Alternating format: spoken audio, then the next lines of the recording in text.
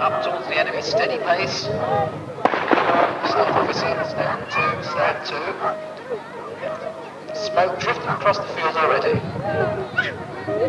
This engagement features about 200 crunching volley fires.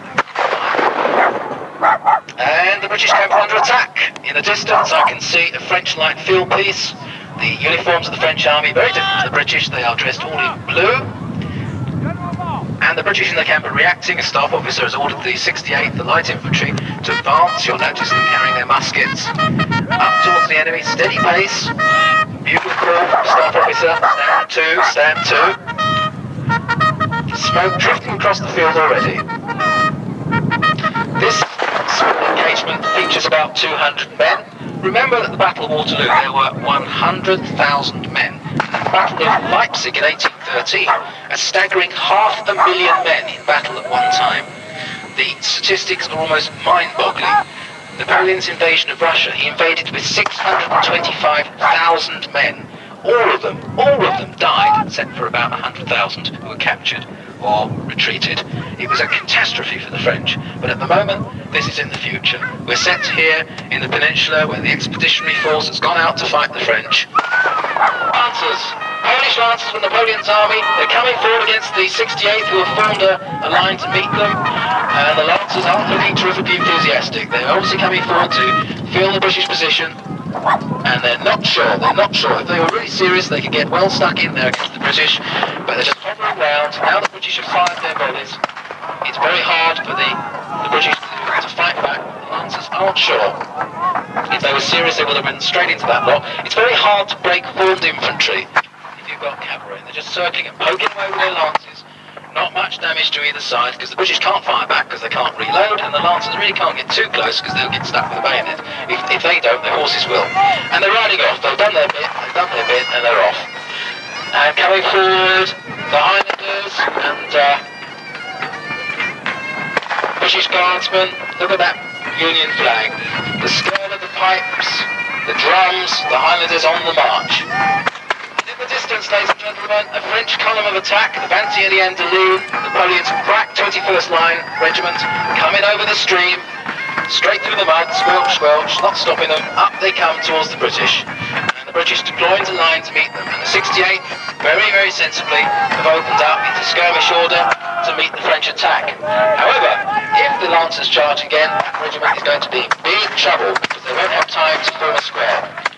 Each soldier firing individually, the sunshine glinting on the buttons and on the barrels of these. The incredible amount of smoke caused as each soldier fires. At Waterloo, the whole place got completely covered in smoke because 100,000 men fought on a day when there was no wind at all. Today it's perfect conditions, the flags will fly, the musket smoke will disperse, and you can see the action through the smoke. As the 21st come forward, their column of attack, you can see them in the blue tunics and white trousers. French artillery opening up, hurtling 3 pounds of solid iron towards the enemy. If anyone gets away with that, they are dead. 68 firing away towards the French. I can't see, I think some French have gone down, hit by the deadly musket balls.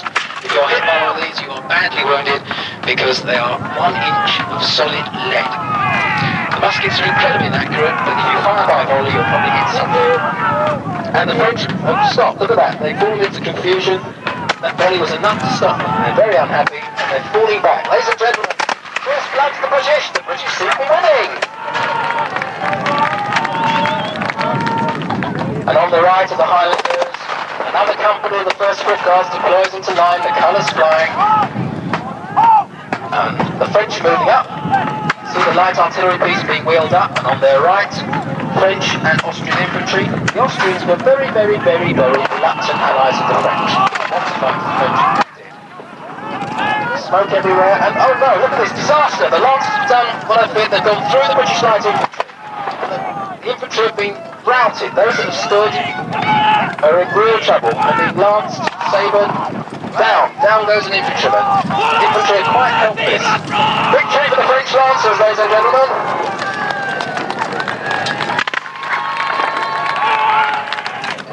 And now they're behind the British. This is terrifically bad news for the British. Only one answer to this, that's to form a hollow square. But if the British form a square, they are at the absolute mercy of the French infantry and artillery. The situation has quickly got out of hand. The British, through tactical ineptitude, I'm afraid, managed to have their flank turned, and they are now in very, very serious trouble. And indeed, they're forming a hollow square. They've got to do this to protect themselves from the cavalry. The cavalry know it, and they must be striking to themselves. And on come the French infantry. And the cavalry are going forward. Now this may be a feint attack, but if they go in, they're going to be in serious trouble. They've gone in too soon. They should be waiting for the French infantry. The Lancers, oh look at this, the Lancers have decided they don't want to charge. Still going in. Look at this, they're going forward. The Lancers are charging the square.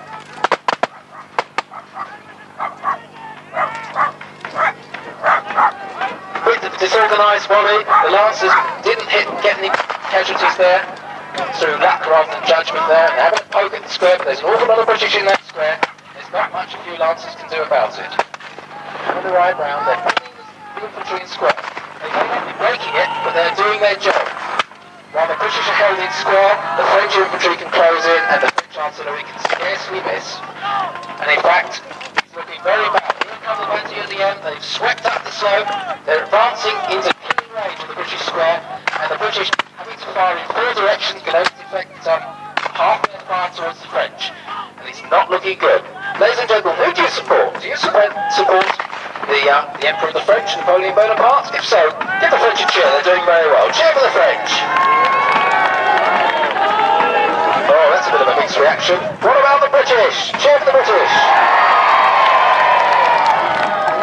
Now, I'm not sure what the British are doing now. They seem to have come out of square into a rather sort of column-shaped formation.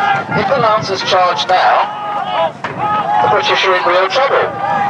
What are they doing? I can't imagine what the British are doing. First French volley, crashing out, and the Lancers are going forward again. What are the British doing? They must be out of their minds. And the Lancers are going forward, and the British are realising, oh dear, we're being attacked in the rear. And they're going through, they're breaking the British formation, they're going straight into it, the British are in terrible confusion. They're broken into two lots of infantry, little huddle on the right, the main square on the left, poking away at the infantry. The British will reach and get the sack. And the French have moved up, the French gun have moved up, and the Austrians have moved up, and it looks like the British are retreating through their camp. They can't even hold the camp, because the main body of the British are in the middle, able to do a thing because of the British Lancers. And the Lancers have fallen back again. There's not enough of them. Being very lucky, they haven't lost any casualties yet.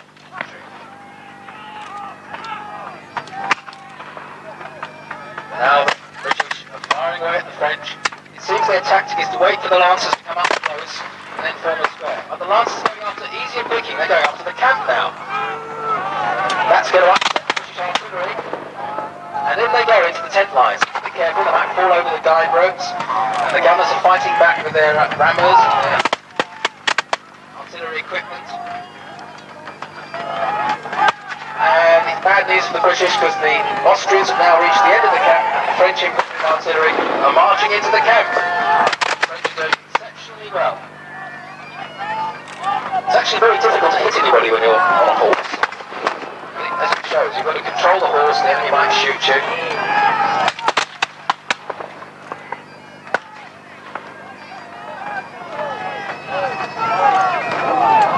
It looks like the British infantry are advancing.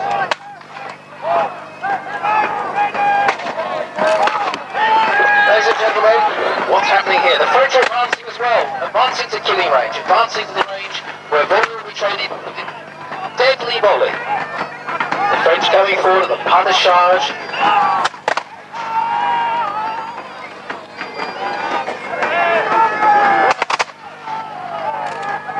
British losing casualties.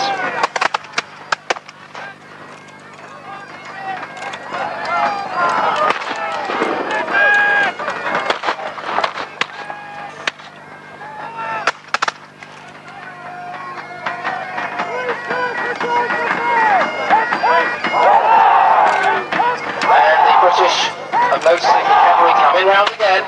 They're going to have to form a square or they'll be destroyed. They managed to beat off one French infantry attack. What French cavalry hovering. And there's a lot of really British troops in the centre there. You can see them being carried off to the camp. And the Lancers are trotting round. They think, well, we've already done our bit here, let's go and join the infantry and see what to do next. And they've halted. What are the Lancers going to do? Are they going to put in another charge? Will the British be ready for them?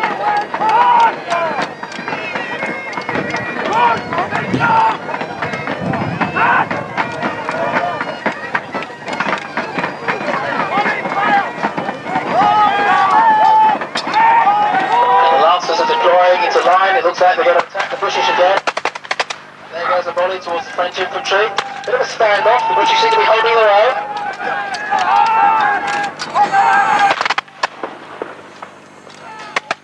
And there they go again, the British form the square.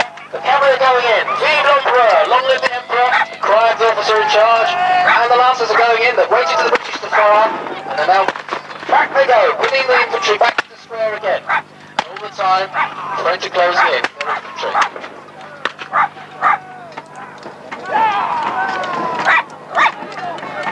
Bit of hand-to-hand fighting there. Some of the infantry, one of the infantry has seized the lance. Awful lot of infantry in action, not a lot of cavalry. The cavalry aren't doing badly. They're just doing their job. They're holding that infantry in square so the French infantry can take them apart with cannon and musket fire.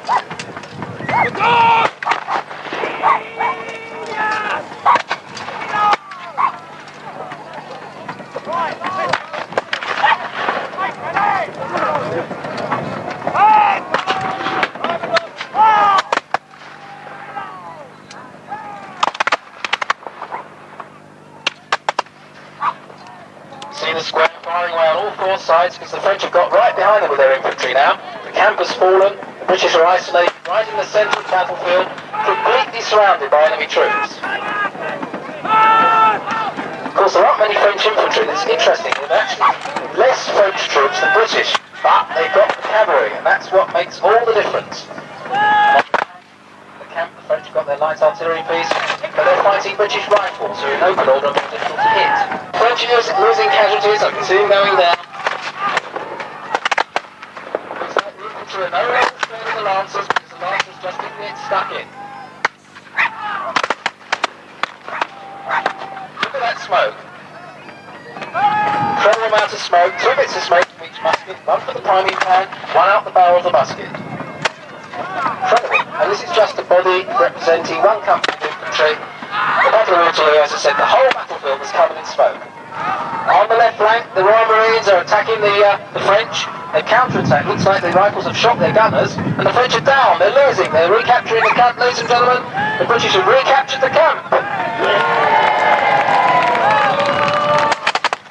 skeleton rosters on the other end, rather reluctant. They might just give up, change sides, or surrender, knowing them.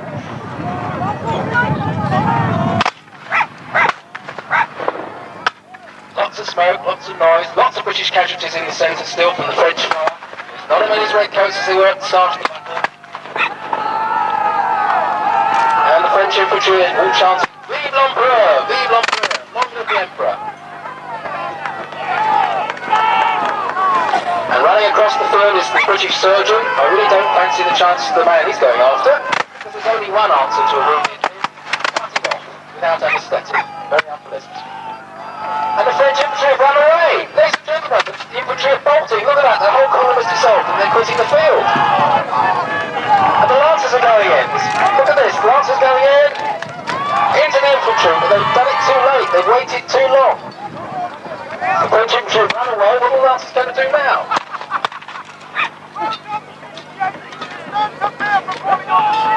And the Lancers aren't very happy because their infantry have run away, leaving them on their own. And it looks like, yes, they're bolting as well. Ladies and gentlemen, the French Lancers have had a go. They've been jolly good soldiers, but they can't break that square. And they're retreating.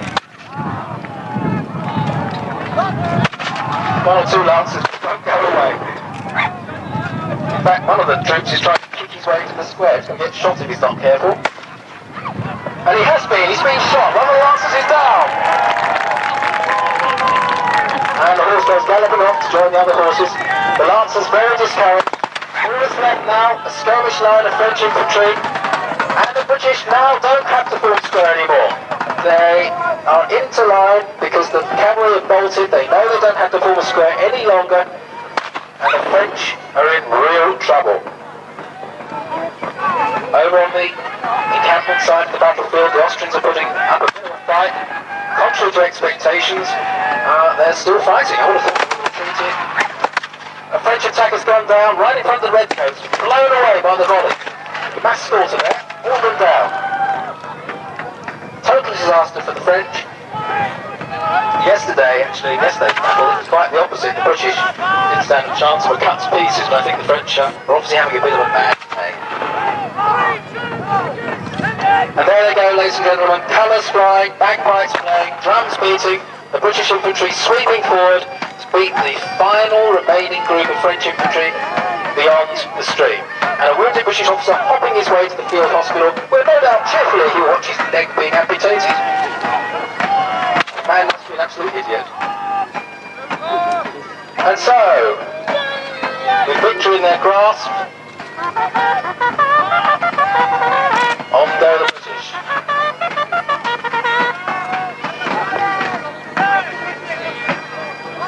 Still in the distance, see the flags of the British as they advance to follow the French, who are still making a stand down by the stream.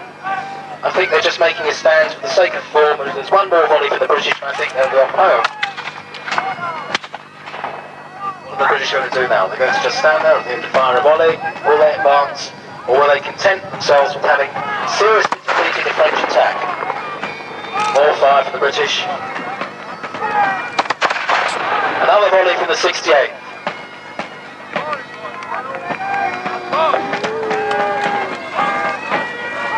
Beautiful conditions here for battle. Smoke drifting across, the colours flying, the panoply of war as it was in the Napoleonic times.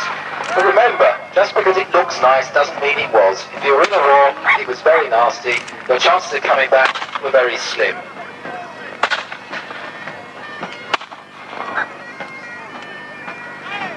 So, ladies and gentlemen, it looks like the French have finally retreated off the field, except for the Austrians putting up a fight. Oh, in fact, I think we should cheer then. They're not the last troops to actually fight the British. Go on, there's only 4 of them. Give them a cheer.